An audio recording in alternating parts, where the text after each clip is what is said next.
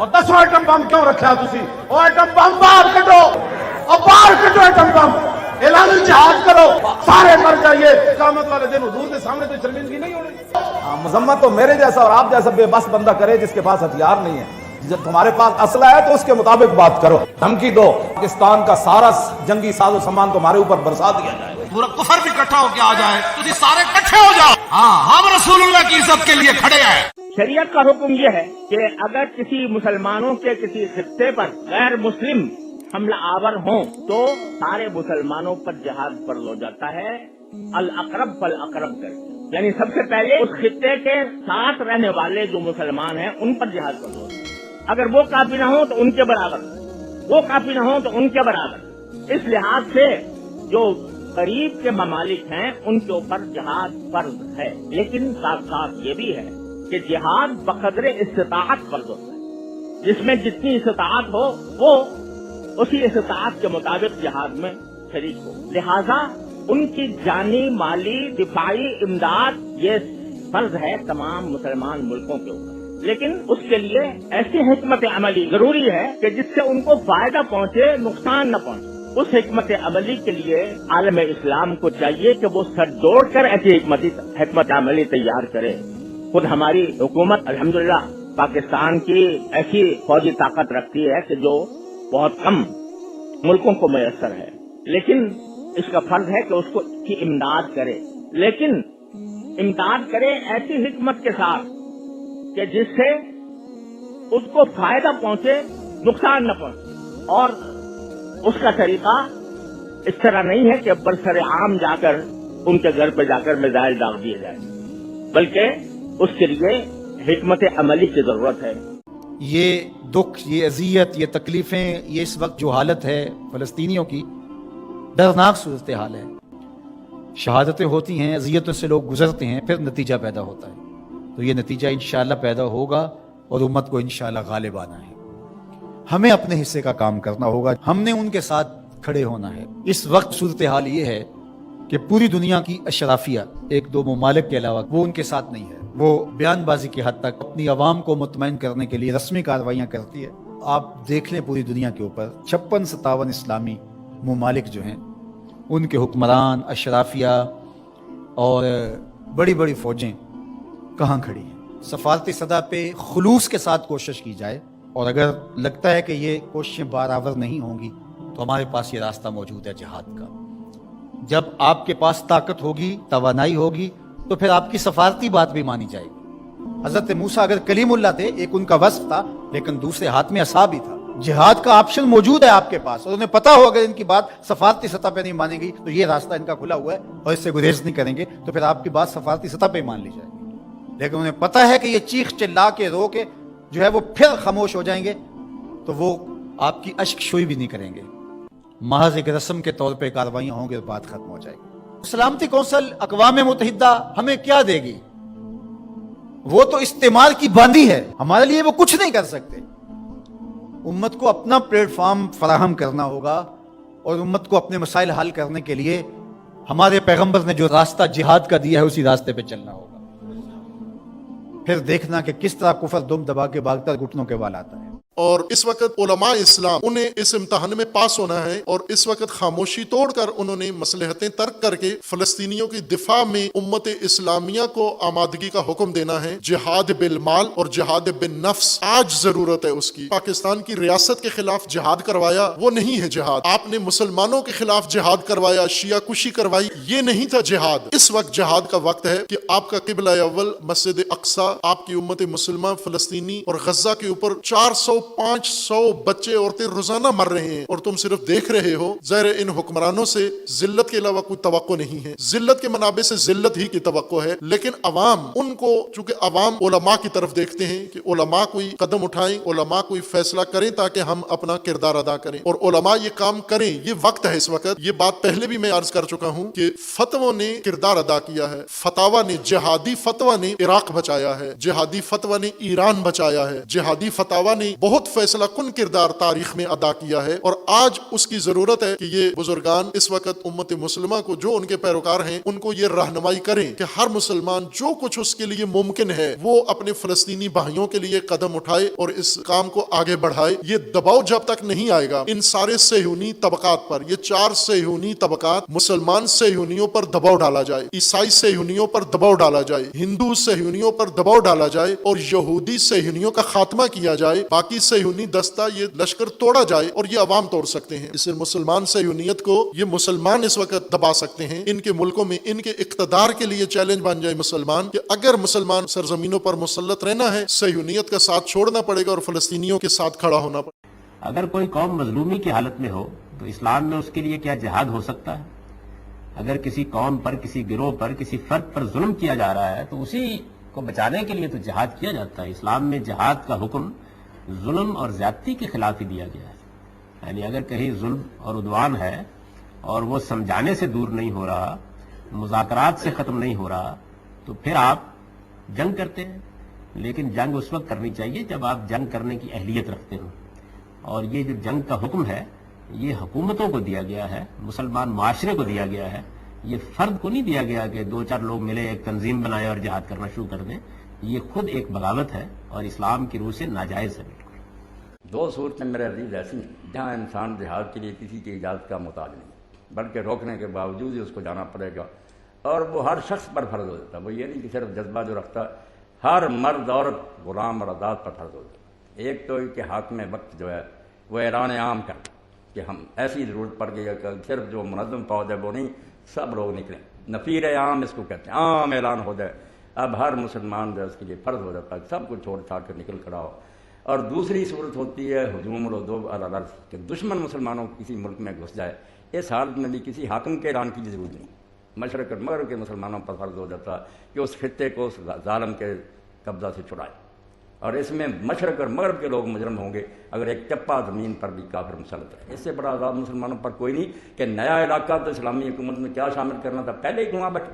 تو یہ دارالاسلام جو مسلمانوں کے مالک، آپ یقین جانے وہ حکمران جو جی چاہے کرتے پھر بھگتیں گے، ان کی حیثیت مسجد کی، حرم کی طرح کے یہ علاقے، چھوٹی نہیں ان کی شان، ان کا ایک چپا بھی ہم گم کر دیں تو ایسا ہی جیسے ہم نے مکہ معظمہ برباد کر دیا۔ اس لیے اسلام کہتا جب دشمن تمہارے ملک میں گھس کے آپ بغیر تو بیٹھے ہوئے، تو اس حالت میں سب پر فرض ہوتا ہے کہ اس کو چھڑانے کے لیے اپنی کوشش کریں اور ان کا تسلط وہاں سے ختم کریں۔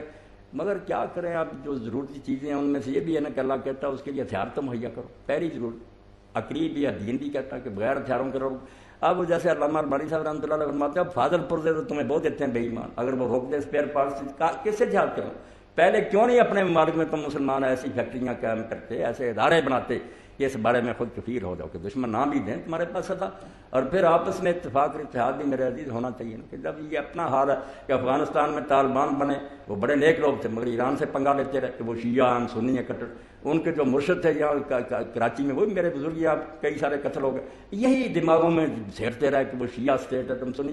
جب ایسی حالت رہے گی تو یہ 2 جو ضرورتیں ان کو پہلے پورا کرو کہ اسلحہ جو ہے نا مسلمان اس میں خود کفیل بنے، تاکہ یہ ذلت جو ہے نا یہ نہ ہمیں سہنی پڑے، اور ساتھ آپس میں متحد۔ مگر کیا کریں بچہ، یہ جو جہاد کر رہے ہیں دوسرے سب میں لوگوں کو جانتا ہوں، اللہ تعالیٰ ہدایت کرے، زبانی کہیں گے کہ ہم اکٹھے ہیں، نماز نہیں پڑھیں۔ دیکھا کہ وقت نماز کا ہوتا کس جاتا، پوچھا جاتا کیوں نہیں؟ بھائی نہیں وہ تو کافر ہیں، مشرک ہیں، اپنے بھائیوں کو کہہ رہے ہیں، جو بندی مشرک ہیں وہ کہتے ہیں بریلی۔ تو اس حالت میں کیا آپ جہاد کریں؟ پہلے تو آپس میں نا کچھ بنے نا جو اس قابل ہو جائیں کہ پھر اگر ہم یہ غار کریں تو اللہ کی مرضی ہے۔ ایسی صورتحال میں جو عام مسلمان ہیں نا وہ گلٹ کا شکار ہے، ان کے دل کے اندر ایک غم کی کیفیت آتی ہے کہ جی ہمارے اوپر کیا ذمہ داری ہے، جہاد تو نہیں فرض ہو چکا، قتال فرض تو نہیں ہو چکا۔ اور آپ کو پتہ ہے کتنی این جی اوز جو ہیں نان گورنمنٹ آرگنائزیشن یا ان کو نان اسٹیٹ ایکٹر کہہ لیں، وہ لوگ انہوں نے تو بھرتیاں بھی شروع کر دی ہیں مجاہدین کی، اور جا کے ہم جہاد کریں گے۔ اور ظاہر جہاد کی خواہش تو ہر مسلمان کے دل میں ہوتی ہے، قتال جہاد کا اعلیٰ ترین درجہ ہے، اور یہ اسلام کی ہائیسٹ گڈ، سمم بونم، جو ایمینول کانٹ کی فلسفی میں ہائیسٹ گڈ اسلام کی چوٹی ہے۔ اور پھر ہمارے علماء جن کے بچے تو خود یورپ اور امریکہ میں پڑھتے ہیں، لیکن جمعے کی تقریروں میں ہمارا خون کروانے کے لیے تو ماشاءاللہ ان کی خدمات حاضر ہیں، وہ بھی لوگوں کو کہتے ہیں جناب نکلو نکلو نکلو، اور اس سے پھر لوگ سوچتے ہیں کہ پتہ نہیں ہم گنہگار تو نہیں ہو رہے۔ جناب آپ کوئی گنہگار نہیں ہو رہے، یہ آپ کی رسپانسبلٹی نہیں ہے، یہ ذہن میں رکھیے گا۔ لہٰذا جتنی جہادی تنظیمیں ہیں یا اس طرح کے علماء قرآن سے جتنی آیات پیش کر کے نبی علیہ السلام کے مبارک زمانے کی، اس زمانے میں تو ہجرت فرض کر دی گئی تھی اور نبی علیہ السلام کے ہاتھ مضبوط کرنے کے لیے یہ حکم دیا گیا تھا سب لوگ مدینہ شریف آئیں، جو ہجرت نہیں کریں گے منافق ڈکلیئر ہوں گے۔ اسی کانٹیکسٹ میں ہی سورہ نساء میں آیات ہیں کہ تم لوگ غریب لوگ جو کافروں کے قبضے میں ہیں اور اللہ سے دعائیں کرتے ہیں ان کی مدد کے لیے کیوں نہیں جاتے؟ ان آیات کو لے کے آج کے دور میں اپلائی کرنا، ان مسلمانوں کا کرنا جو ایک دوسرے کا گلا کاٹتے ہیں، تو ان کی کریڈیبلٹی کہاں تک ہے؟ اس وقت تو مسلمانوں کی تعداد تھوڑی تھی، تو ہر بندے کے اوپر جہاد کرنا فرض تھا۔ سیدنا عمر نے اپنے دور خلافت میں کوئی ایک جنگ بھی لڑی ہے؟ تو یہ آیات ان کو بھول گئی تھی، اس لیے کہ انہوں نے جنگ کے لیے فوج قائم کر دی تھی، کوفے کو فوجی چھاؤنی ڈکلیئر کر دیا تھا، قادسیہ اور یرموک میں سیدنا عمر خود نہیں گئے ہیں، آپ نے فوج روانہ کی ہے۔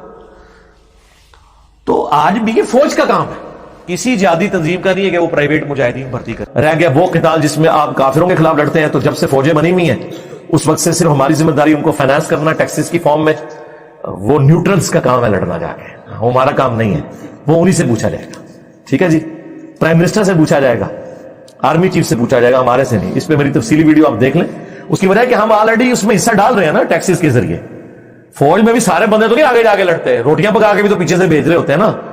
یہ ضروری تو نہیں کہ جو گولی کھانے کے لیے آگے گیا ہے وہی جہاد کر رہا ہے، ورنہ تو حضرت عمر نے اپنے دور میں کتنے جہاد کیے ہیں؟ کوئی بھی نہیں کیا، فوجیں بھیجی ہیں، لیکن ماسٹر مائنڈ تھے نا پیچھے بیٹھے۔ لوگ مجھے کہتے ہیں کہ آپ اعلان جہاد کریں، لوگ کہتے ہیں یہ کریں، میں کہتا ہوں بھائی ہمارے پاس دعا کے علاوہ کوئی آپشن نہیں ہے، دعا اور بد دعا ان دو چیزوں پہ ہم چلیں گے۔ جہاں تک مسئلہ ہے لڑائی کا، جہاد کا، فائٹ کا، تو وہ ریاست فیصلہ کرے گی، وہ کام آرمی کا ہے، وہ حکمرانوں کا ہے، کیونکہ اپنے طور پر جس کو پشتوں میں کہتے ہیں اخپل طریقے سے اگر کوئی لڑنا شروع کر دے تو اس میں فائدہ کم نقصان زیادہ ہے۔ وجہ اس کی یہ ہے کہ اس میں آپ کے لیے صحیح کھرے اور کھوٹے میں فرق کرنا، آپ کو یہ کیسے پتا چلے گا کہ یہ سچی مچی کا ہے یا یہ انہی کا ایجنٹ بن کے ہمیں اکسا رہا ہے؟ ایسے بڑے کیسز ہوتے ہیں تاکہ ایک ہی دفعہ میں ان کو مار دیا جائے۔ پھر کتنی طاقت ہے لڑنے کی؟ بنی اسرائیل نے فرعون کا ظلم برداشت کیا، ان میں لڑنے کی طاقت نہیں تھی۔ اگر وہ فرعون کے خلاف کھڑے ہو جاتے مسلح تو وہ تو اس سے بھی جاتے۔ کیا کھڑے ہونے کی طاقت ہے یا نہیں ہے تو کتنی ہے؟ کوئی سپورٹ کرے گا کہ نہیں کرے گا؟ ایسا نہ ہو کہ اس سے بھی جائیں۔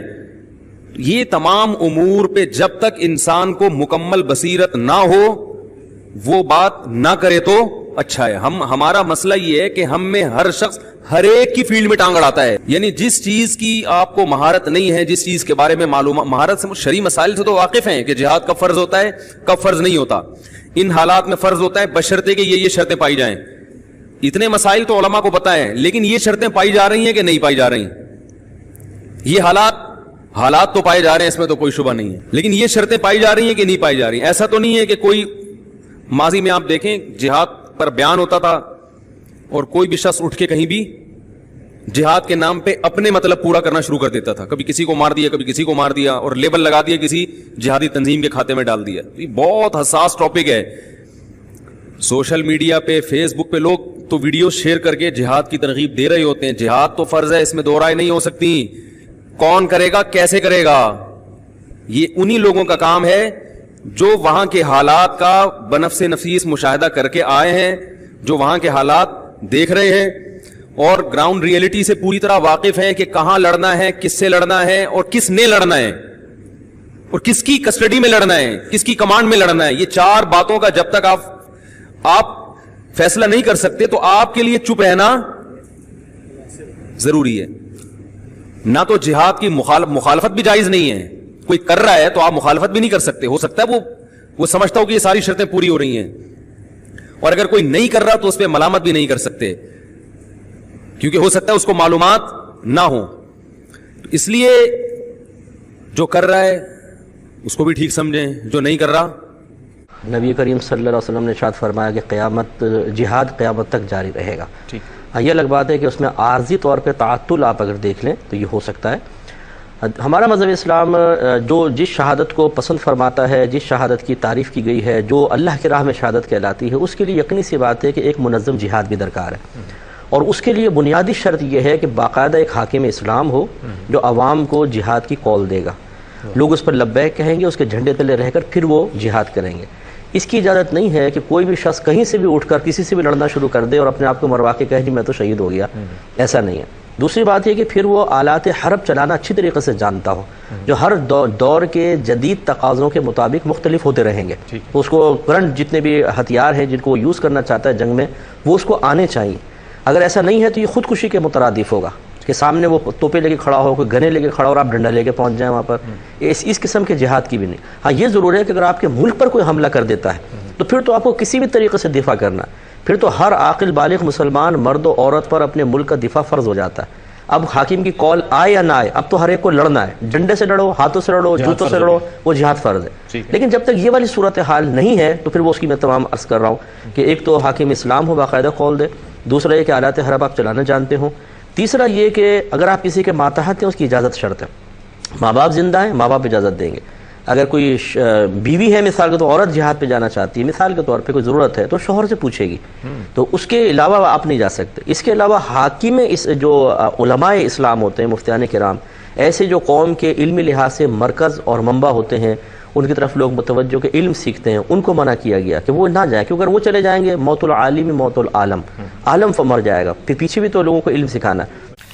جب غلبہ دین نہیں ہے تو جہاد فرض عین ہے، لیکن جہاد سے مراد قتال نہیں ہے، وہ جہاد جو نفس کے خلاف ہے، وہ جہاد جو باطل نظریات کے خلاف ہے، یہ اپنی جانیں دینے کے لیے میدان میں آنا پڑے، یہ عین ہے، فرض عین ہے، لازم ہے۔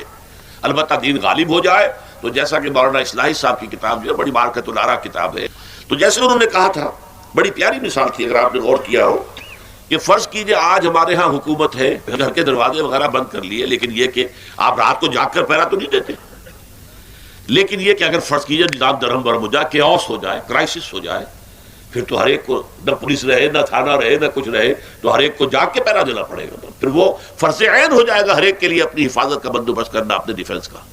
اسی طرح یہ ہے کہ اگر اسلامی ریاست قائم ہے تو افراد پر سے یہ فرض جو ہے اٹھ کر لفٹ ہو جاتا ہے، اور یہ اب حکومت کا کام، حکومت کے جو مسائل چاہیے اگر قوم دے دے تو باقی سب کی طرف سے فرض کفایہ ہو گیا، وہ پاؤں پھیلا کر سوئیں۔ جیسا کہ میں نے کہا تھا شام میں بھی جہاد ہو رہا تھا اور ایران میں بھی ہو رہا تھا، شام سے فرض کیجئے وہاں کے جو بھی سپہ سالار ہیں ان کی طرف سے ڈیمانڈ آتی 10,000 آدمی اور چاہیے، اعلان عام ہوتا ہے 10,000 نکل گئے، آ گئے سامنے، وہ چلے گئے، باقی سب پاؤں پھیلا کر گھروں میں سوئیں، ہر ایک کے اوپر فرض نہیں ہے نکلنا۔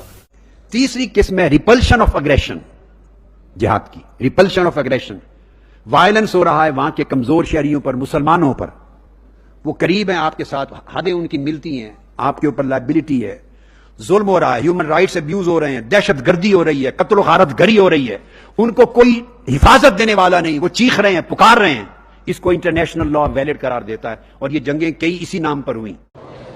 جہاد فرض ہونے کے لیے شرائط یہ ہوتی ہیں کہ امیر المومنین حکم دیں، تیاری ہو، مقابلے کی طاقت ہو، پھر جا کے جہاد کیا جاتا ہے۔ وَأَعِدُّوا لَهُم مَّا اسْتَطَعْتُم مِّن قُوَّةٍ، حضور پاک نے 13 سال مکے میں جہاد نہیں کیا، جب مدینہ پاک میں گئے مستحکم ہوئے، استقرار ہوا، پھر حکم آیا۔ بہرحال جہاد تو قیامت تک موجود ہے، کشمیر میں بھی جہاد ہے، فلسطین میں بھی جہاد ہے، جہاد تو ہر حال میں ہے۔